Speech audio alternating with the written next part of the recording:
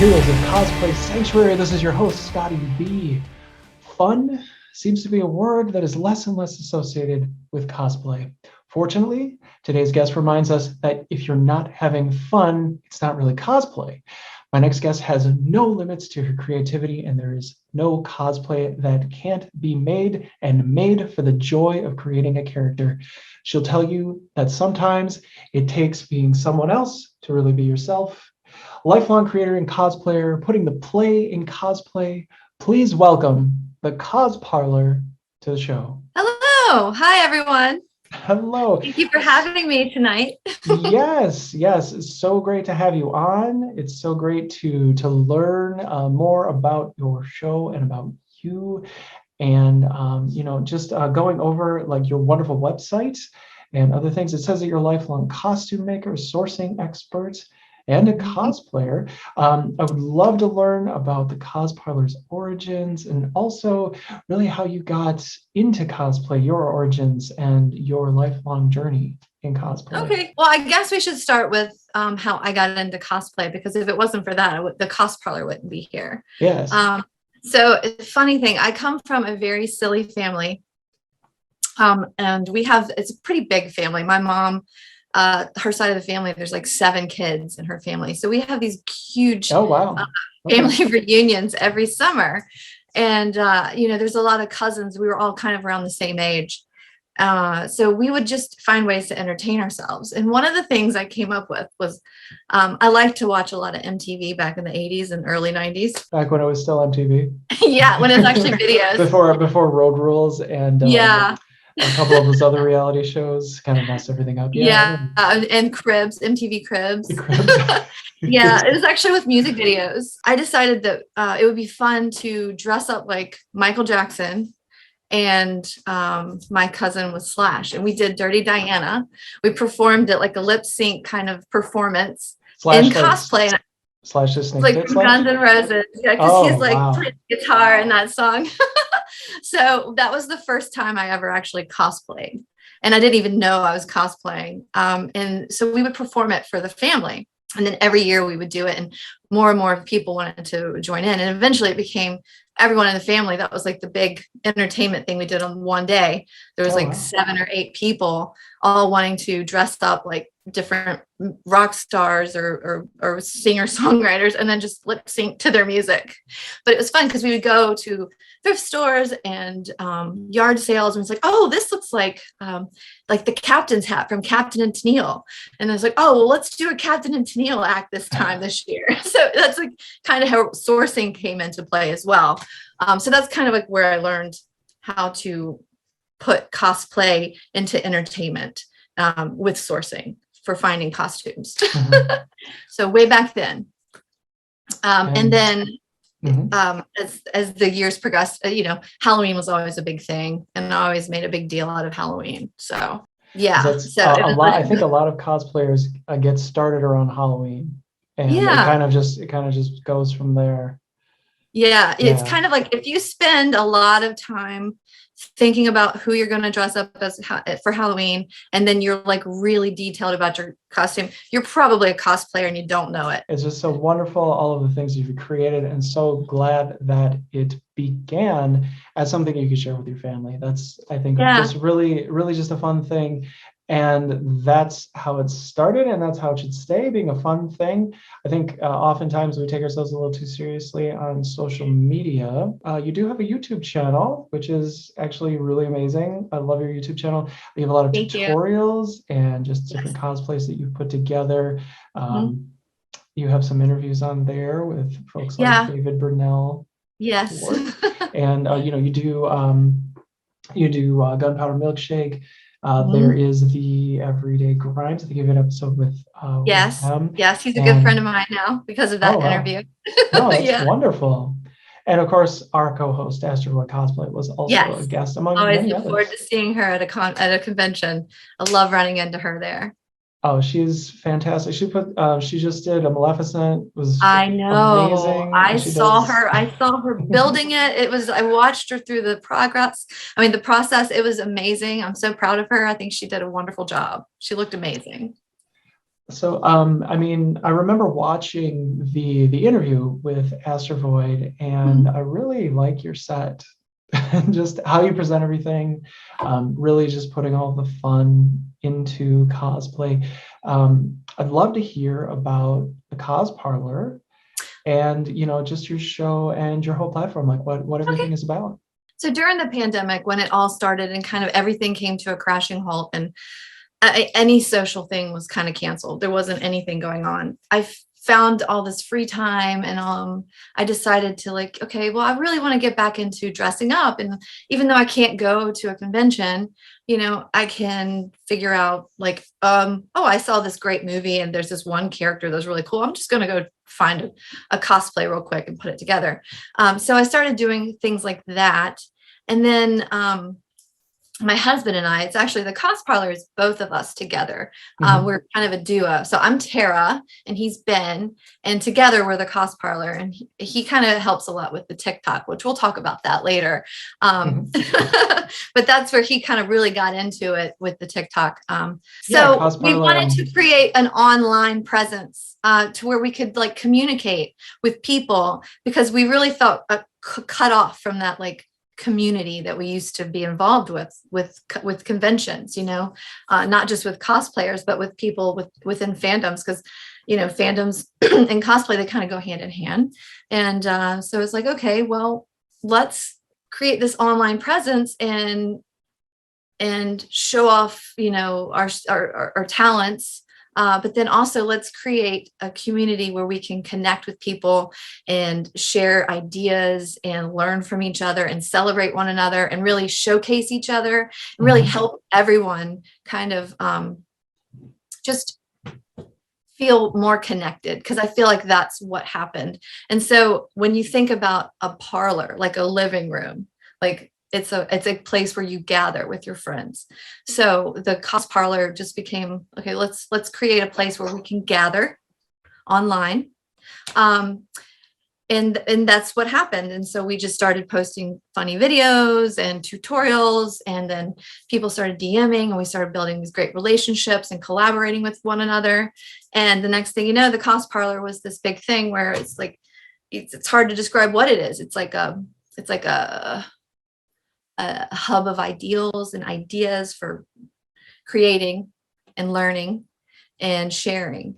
And we're actually getting ready to take it out live. So the Cosparlor is not just going to be an online thing anymore. We're going to start coming to conventions and being there as a presence. So it's going to be like a little place to hang out where you can come and, hang out, kick your feet up. If you got to repair something, you can repair that. We'll have tutorials, like places where you can take cool pictures. It's going to be fun. It's like everything you can think about that's happening online, it's going to be happening at the conventions. Oh, I want to go. So we're expanding. So we want people to really, like, we want to hang out with these people. We want to hang out with everyone. Like, everyone we talk to online, I want to meet you. I want to hang out with you. It's like, that's what the Cosparlor is. It's just a gathering place. Well, I love it. I love that you have so much to give to the community and so much to share, so much knowledge that you've accumulated about how to build the cosplays and repair the cosplays, and just everything that you're doing for the folks that are out there. Some new, some who've been doing it for a while. Yeah. I think it really appeals to a very broad audience of cosplayers and people just associated with the industry and the community itself. So really just love everything that's coming out, and so much. I mean, you put together so many different things and so many cosplays, and there's always something new. So I'm always like looking to see, like, what's gonna do today? What are they gonna do today? It's whatever I see, and it's like, okay, I'm really intrigued by this character. I feel connected to this person or this actual character, and I want to do a cosplay now. Like, that's really what it boils down to a lot of times.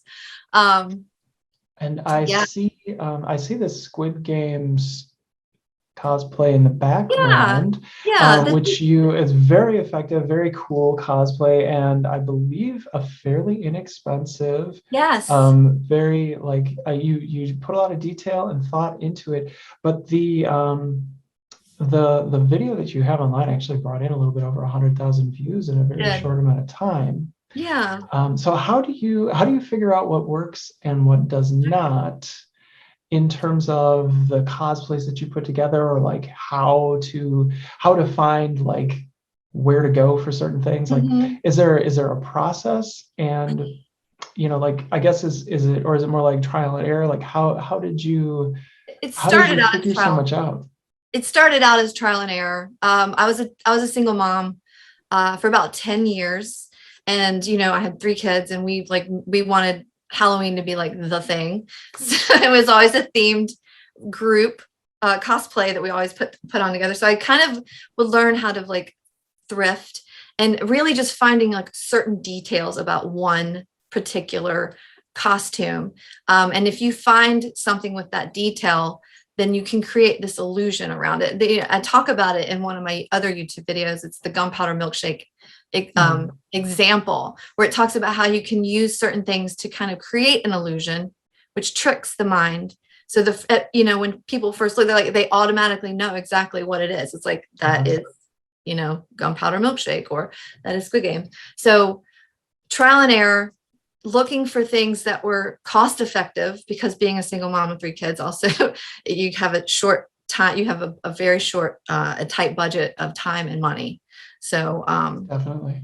And then, I have a little bit of background in art, and, and learning how to put things together and craft. So just things like that. But the videos I put together because I want people who, if you've just started out and you don't know anything, you can do it. You don't even need a sewing machine.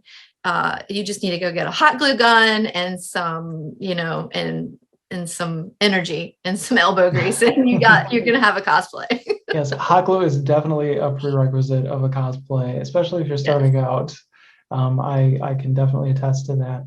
But actually, cosplaying on a budget is something that we don't talk about a lot on the show. Something I probably should talk about a little bit more, because it's very helpful information. Yeah. I think the assumption is that cosplay has to be like really, really expensive, but that's not really the case. I guess I would love to talk about just your approach to how you create a cosplay, and like really just what you zero in on is the most important pieces or parts to bring a cosplay to life.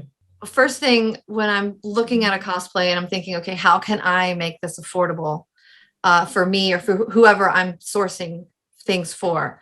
And so the first thing you can do is look at the item, whether it's, because it depends on the costume, because some costumes are just clothes that you have to ID and find them, and that's easy. You can go to secondhand places like Poshmark or eBay, and if you've ID'd the item, you can look those up.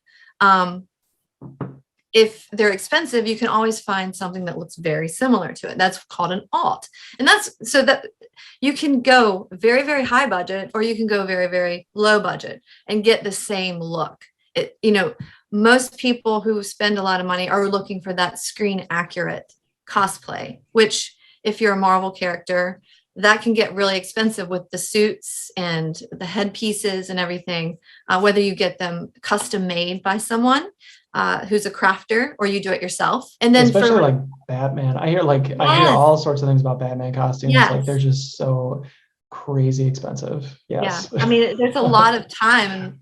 If you get one that's made, it's put together, that it's a lot of time and a lot of talent has gone into that, and not very comfortable either. Yeah. And then there's with some of the clothing, like a lot of television shows, you don't know, but they use really expensive clothes for their like items that they use. So like for my River Song cosplay, I mean, that's expensive and it's screen accurate. And so there's some things that I will spend money on because I like to actually collect the item, not necessarily just to cosplay in it. If I was just going to cosplay, it'd be one thing. And when I started out, it was one thing. And over the course of the time, I said, I think I'm going to save up my money and I'm going to upgrade. So upgrading is a way to cosplay on a budget. You can always start out with a certain budget and a certain base fundamental look. And then you can always build on that and upgrade certain items as you go along. So that's another thing. But there are people who actually collect things. And that is, I have a friend who has collected almost every single item of clothing that Rose Tyler has worn on Doctor Who.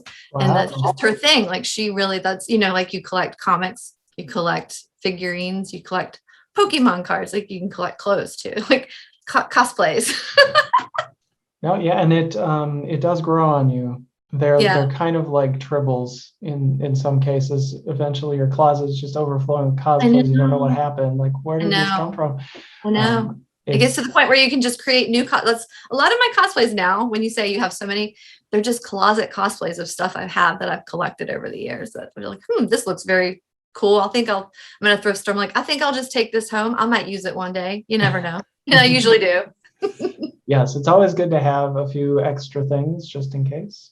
Yes, that's what I find. Props. I want to say props sometimes can be the one thing that makes the cosplay like it. Like, especially if it's a character like Thor, like he has this big hammer. So you can pretty much do any variation of Thor. If you have the hammer, you're doing Thor, right? So props sometimes if you have a certain budget for your cosplay and say the prop is a little more expensive, sometimes it's better to spend a little bit more on the prop and then downgrade on the rest of the costume, because the prop is like the big thing that really calls out what the costume is. So those are just some tips. No, that's really wonderful advice. I think that's very true. I think if you find that piece, kind of like Captain America's shield, for example. Yes, these sort of iconic props. If you have that, you can probably wear your pajamas and it will still work. Like, it's fine. Yeah, you could just be, well, I just got out of bed. I'm Captain America, just woke up.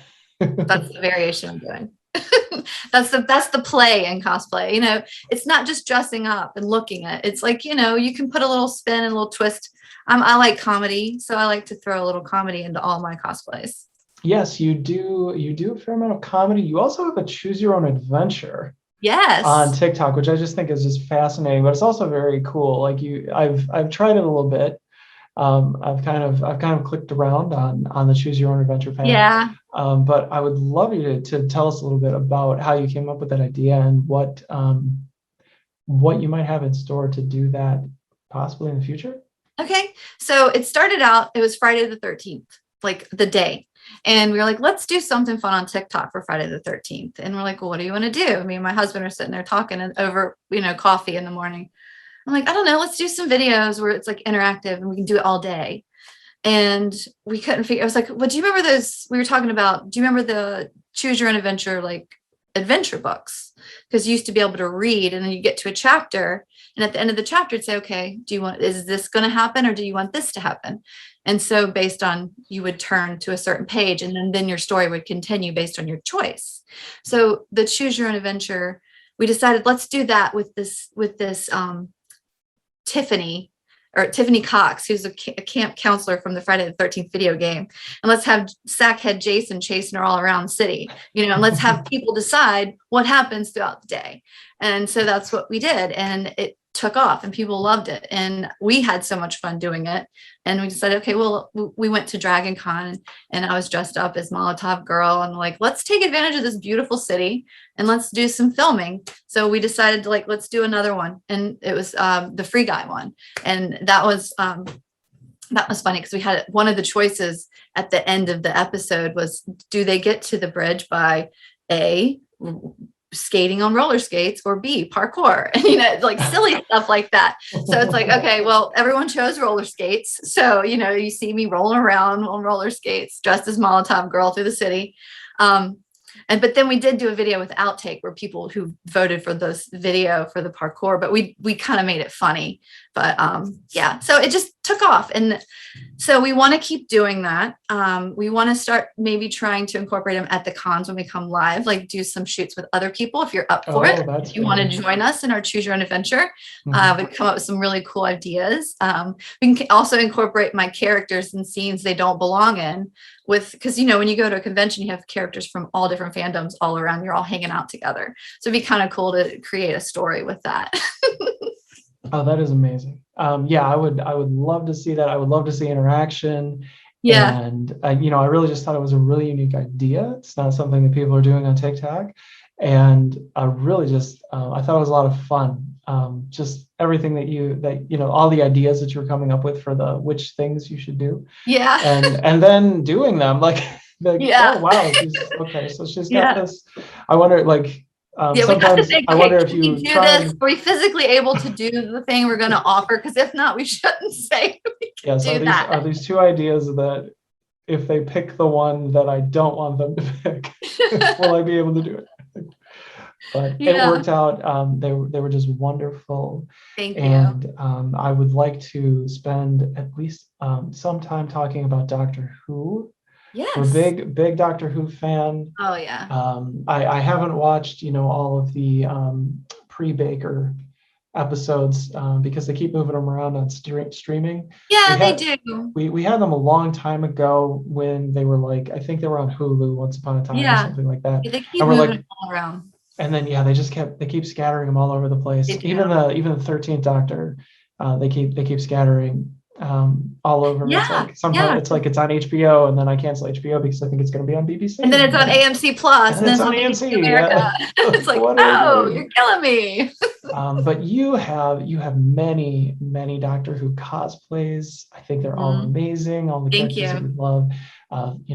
Doctor number 13, River Song.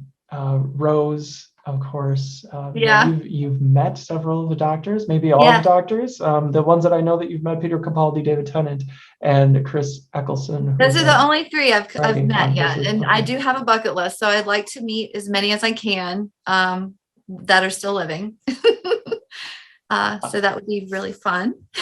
But I guess, I would love to go down the Doctor Who rabbit hole a little bit and really just talk about some of your favorite cosplays coming out of the show and what draws you to them. When I first started doing Doctor Who cosplay, it wasn't for myself. It was for my son, who was about 6 at the time, and it was the Matt Smith, 11th Doctor, and he wanted the bow tie and the suspenders and the jacket, and he wanted to wear it to school every single day. Like, my son is a cosplayer. He was born this way.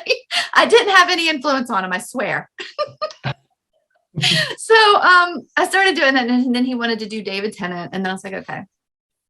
So I want to be the first female Doctor, because I knew back in the day, they would do open auditions. So anyone could audition for it. I was like, I'm going to go and I'm going to create my OC female Doctor. Well, this was way before Peter Capaldi was even the Doctor. So Jodie wasn't even thought of yet for anything about the Doctor Who. So I was like, my son was like, that would be so cool if you could be the first female Doctor.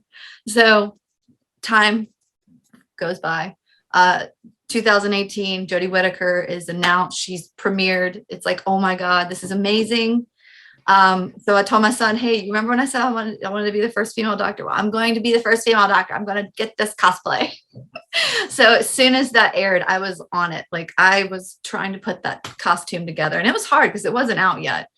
So I did, and I loved it. And then I decided to do like the welding part where she's making her, I want to do different variations of that one. And then I bought this crazy wig this 2 summers ago. And it was big. And I love, because I was playing around with wigs a lot. And I said, oh my God, there's a river song in here. There's some river song deep inside of me. So I discovered that river song was my spirit animal. And I had to just start finding every single item of clothing I could find of river songs and just live that part of myself through river song. Because that's another thing about cosplay. When I say sometimes it takes being someone else to truly be yourself.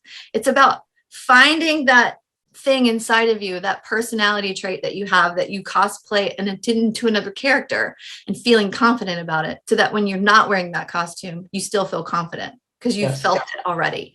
And so anyway, River Song, she's my spirit animal. And then I was like, okay, well, I want to get Rose. I want to do Bill Potts. I was like, I want to do all these. I was like, I just want to do all the Doctor Who. I kind of got obsessed. This is what happened.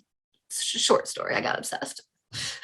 That can happen with Doctor Who. It kind of sucks you in. I mean, it does. And it's like, I've been a fan of it since I was probably 9 or 10 with Tom Baker. And, first time I ever saw it, I was like, oh my God, I love this show. And stopped watching it for a while. And my kids got me back into it. Yeah, I used to see it every so often on PBS. There'd be like an old Doctor Who, and I just remember like, ooh, what's this? That's how I found it. Is scary? Exactly. What is this? Yeah, I was like, is it scary? No, it's intriguing. Yeah, it's like it's it seems like it's going to be like it's like it's gonna be scary, but then well, the doctor always, he always comes out on top. He always saves the day. Yeah. No matter what's going on, he always finds some way, some crazy way. Alonzo fix everything. And it's like he throws in the humor too, but it's also very deep message. Every single, like there's a deep philosophical message in almost every Doctor Who show. And that's one of the things I really loved about it. And, as a family, we'd watch it and talk about the morals of it afterwards. Like, what did you learn from this? It's just all around. It's a wonderful show, and it's fun to like continue on with cosplay and fan fiction. Yes. And I hope they keep it around for a while. I know I remember when they were generating when Matt Smith was still the Doctor, and I remember them talking through like, oh, what are we gonna do? Like he's reaching his last regeneration, and like, are they just gonna like cancel everything, or what are they gonna? But so I'm glad they came up with a loophole. They did, and I think they always will. I mean, they basically the whole show is built on a loophole because they had to continue the show when the original Doctor passed away, the actor who played him. And from what I hear rumors, the rumors, but I hear that it may turn into something similar to like the MCU, like it becomes a multiverse because there's so many different characters and spinoffs, and there's so many stories. There's audio, there's comic books. Oh yeah. It's so much still going on. Don't get me started on Torchwood. I would, Jack's a great character. I would like to meet him too. Like, I've met him. He's the other character I have. I have a selfie with him. I don't have like a big photo, but I met him. He's so funny. I love him. He's such a nice guy. He really is. Yeah, I had a chance. I actually met David Tennant. I could have met him. He was with the Arrow group for that particular convention at C2E2 back in 2019, I think. Mm-hmm. But we were like, nope, David Tennant. Sorry, everybody else. I have a question for you. Fun. Sure. Who is your favorite Doctor? Oh boy. It's like Peter Capaldi was, I think, just because he was so different, but I think David Tennant's always going to be the Doctor that brought me back. Like he brought me back into Doctor Who. Like, he was where I got like they're all amazing. I think they're all just great. They all have their different ways of spinning the character. I really like Jodie's take on the Doctor. I wouldn't mind seeing her do a few more seasons. I know that she's probably coming to her conclusion pretty soon, but it is a lot of work. Like it's a ton of, and I think David Tennant said this a few times where it's like 24/7. I mean, you're just filming and filming. Commitment. It's so much. Yeah. It is. And once you're the Doctor, you're always the Doctor. It's kind of like when you become the president of the United States, you're always Mr. President. You'll always be referred to. So it's like the Doctors are always going to be Doctor. They're always going to be the Doctors, always. Yes. Yeah. It's really hard to it's not hard to see him as other characters. I know he's done so many different things. He's been in Shakespeare. He's been bad guys. That's the worst when they're like really bad villains, like really bad, like murderers. Like, oh, I don't like it when they do that. But yes, and he has a couple of those. As an actor, they are. They have a great range. Yes, he definitely does. I mean, everything that I've seen him in, it's so good. But yeah, it's either like, no offense to Chris Eccleston or Matt Smith or Jodie or anybody who's been the Doctor, all of the many Doctors who came prior, who I won't rattle them all off now because we'll run out of time. But yeah, it's usually David Tennant and Peter Capaldi. I really just like the way, maybe it's because he's Scottish, maybe it's Scottish Doctors. Maybe is that the theme for me? I don't know. I think it is, yeah. Because I kind of thought that too, because, David Tennant is Scottish, Peter Capaldi's Scottish. And I've always thought, well, those two were my favorites as well. I really love the both of them. And then Jodie came along, and I just feel like Jodie has a lot of Matt Smith and Peter Capaldi and David Tennant all mixed into her rendition of the Doctor. I see a lot of those heavily all the time, especially Matt Smith with his mannerisms. It's yes, yeah. Well, she even makes references to Fez, and just different things like that. You have a line of merchandise. I'm wearing your shirt today. Thank you, first of all, for sending this over to me. It's fantastic. I love the message, And, I will take this with me to cons and wear it. I like this Awesome. shirt. But you, really the message, I guess I'd like to talk about and I think we've probably covered this to some extent in so many words, but your inspiration to create the shirt, and, really do you find that and I think, again, we probably answered this, but do you find that you can be more of yourself when you're creating the characters that you know and love in these different worlds, and then immerse yourself in those characters and bring them to life on platforms like TikTok and Instagram? Yeah, I definitely do. And that is where, the blue posts that I do, you'll always know what they are. But I call them the blue post. They're kind of like musings, or like little like pearls of knowledge or pearls of wisdom or Yoda-isms or whatever you want to call them. Mm-hmm. But it's really just, sitting and drinking coffee in the morning and kind of mulling over what's going on in the cosplay community. And one of the things that I noticed throughout the years, and since I've gotten to know people and really talk to them and encourage them and support them, is that I've noticed that a lot of people really resonate with a certain character, and they dress up as that character. And when they are that character, they feel stronger, more confident, more like themselves, because like I said earlier, there's a certain aspect of that personality within them that they may be a little too shy to let out. And so when you're in your cosplay and you're like invincible, you're really being yourself. You're really being yourself, because it's almost like, how hard is it to walk down the street dressed as somebody who's not dressed in normal clothes? Like, it takes a lot of courage to do that. And when you go to a convention, sometimes you get on a bus, you're in full cosplay. So it's like, you don't give yourself enough credit. Like, you have so much courage, and you should be more confident. And so, like I said, wearing cosplay sometimes allows you to be more confident in yourself, and it allows you to really be yourself and be free and have fun and play around with like who you are as a person and kind of discover yourself. So that's what it is. And that's the message. And when I posted this blue post, so many people started sharing it. And it's like, I've never had anything like that happen on social media ever, to where it resonated with so many people. And because wonderful. Of that, yeah. And it was just like, because of that, I was like, you know what? I kind of want to make a shirt, because people feel so connected to this message, and I want to be able to make something that they can wear and, show it off and be proud of it. And, say like, this is true. This is how I feel. Like, this is me being myself. So that's it. That's the shirt was for. Yes. And actually, a shirt that's a little closer to this, which I wore to take the picture with David Tennant, was To Thine Own Self Be True. Yeah. Which, kind of called back to some of his work with Shakespeare.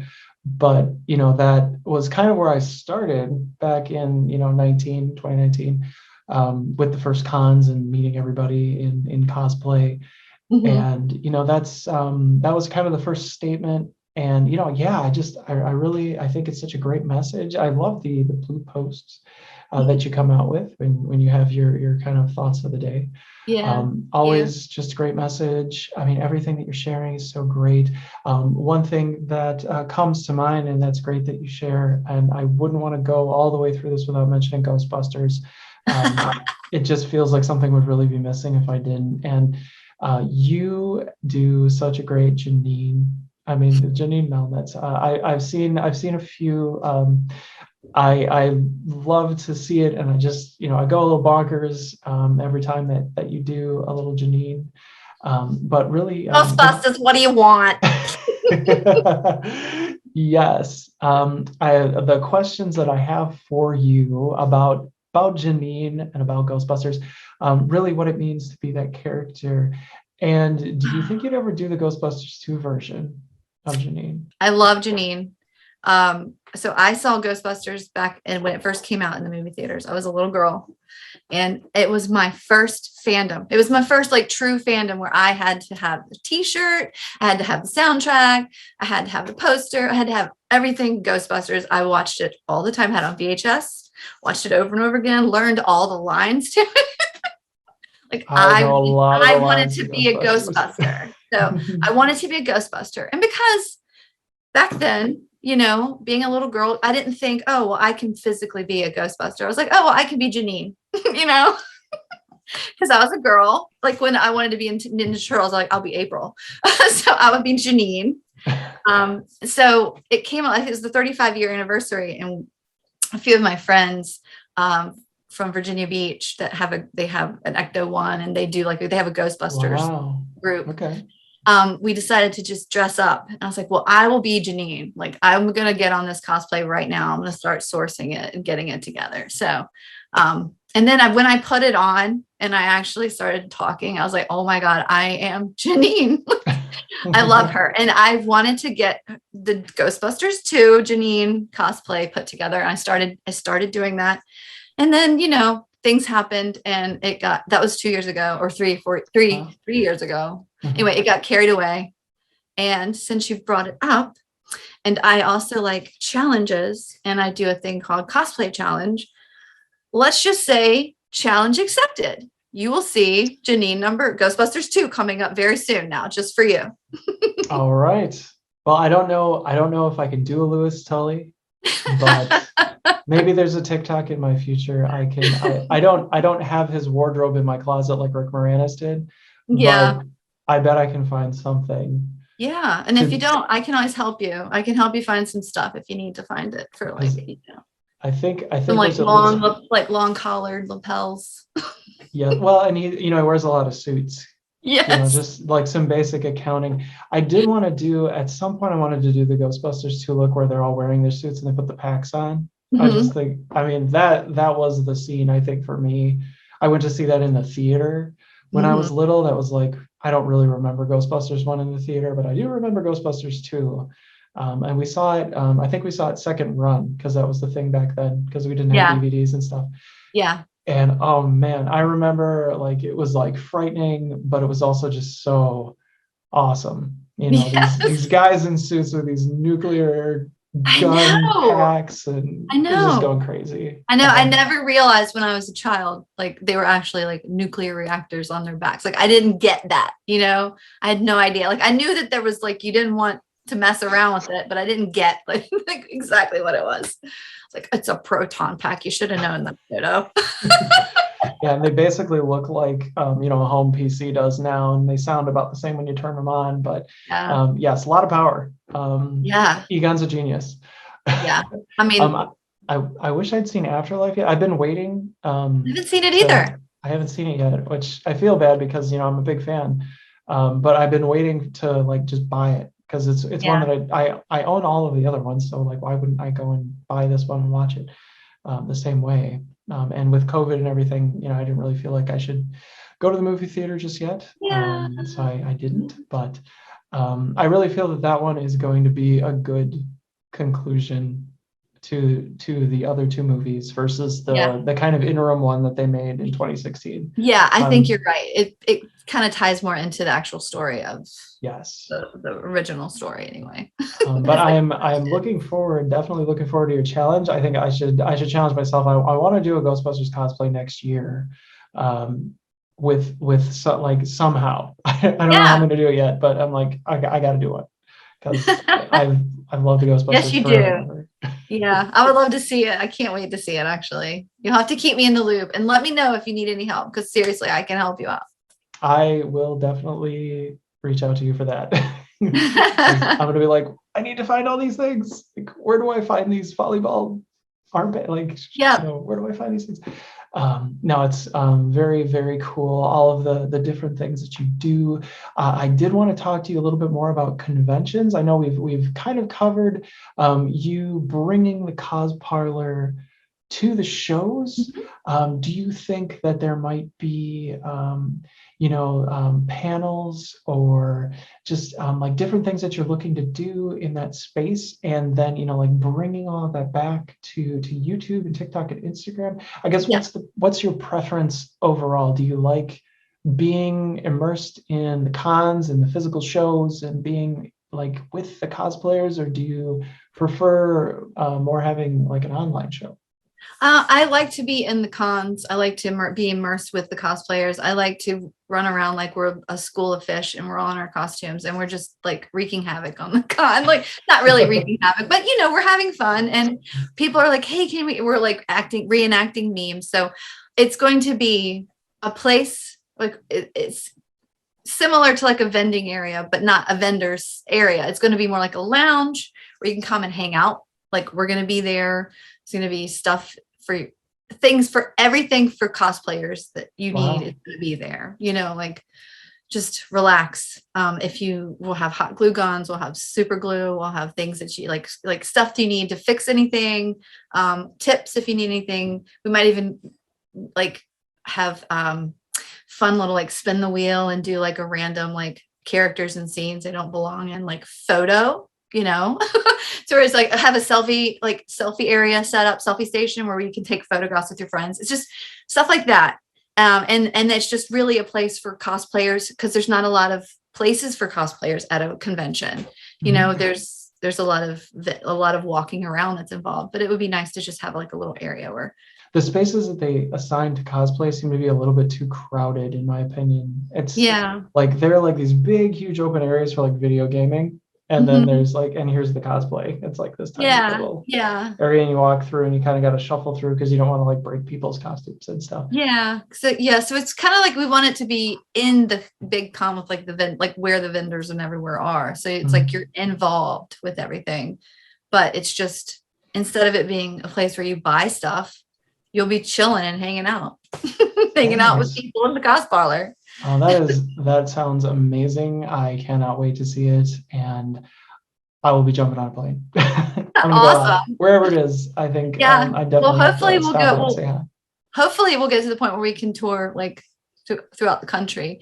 Right now we'll probably focus more on the East Coast, but as it progresses and grows, and we'll branch out. So wonderful. It's so wonderful to have you on the show and to share all of these different things. It's really just an honor to meet you, to talk to you, and to just learn everything about the Cosparlor and what it has done and what it continues to do for the cosplay community. Where can we find you, and how can we support you and buy your stuff online? All right. Well, I have a website. It's thecosparlor.com. And then we also are on IG at the Cosparlor. And then on TikTok, it's the Cosparlor, and the YouTube is the Cosparlor. And then we'll be coming out with a podcast very soon.